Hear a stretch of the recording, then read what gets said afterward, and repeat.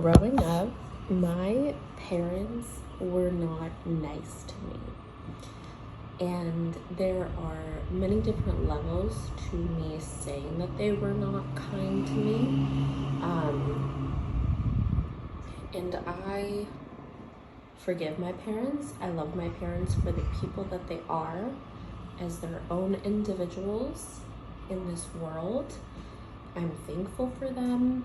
I'm not a part of their lives. So the things that I talk about are because I forgive them, because I love them, and because I can maybe show somebody else who's struggling in a home that you can survive, you can make it out alive, and it's gonna be okay. Because I didn't feel like that, and I never felt like I would research my story, or try to, and nothing came up. Do you know when you type something in and nothing is the result?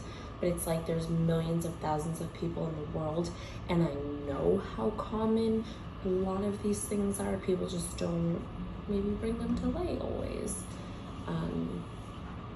So my mother wanted, in my opinion, wanted me to be, because of the things that she said, wanted me to be a ward of the state, a disabled child, a schizophrenic, and I would have to take huge amounts of medications. I would have to live in hospitals. My brothers would have to control my money. I would live with my parents under their care.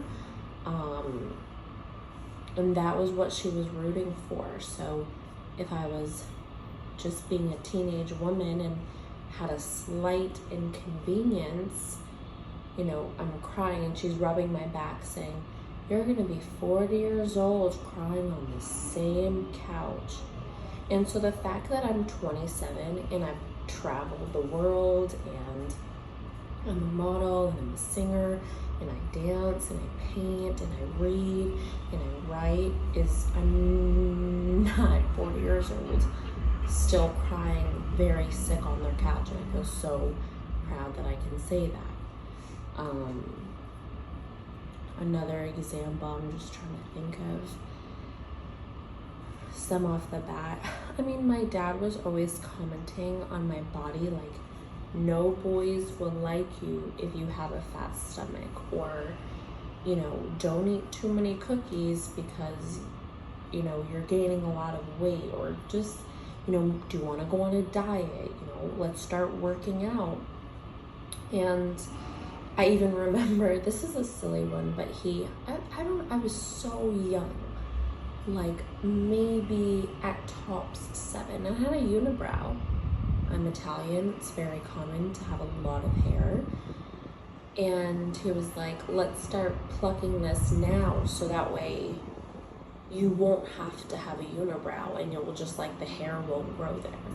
So I think things like that, when your parents are not accepting of the people that just you are, it's really, really mentally challenging to then feel really good about yourself and really confident. And I had to teach myself all of these different ways to feel good and to have affirmations and to love my body and love the hair and love the, you know, the shape of what my body is.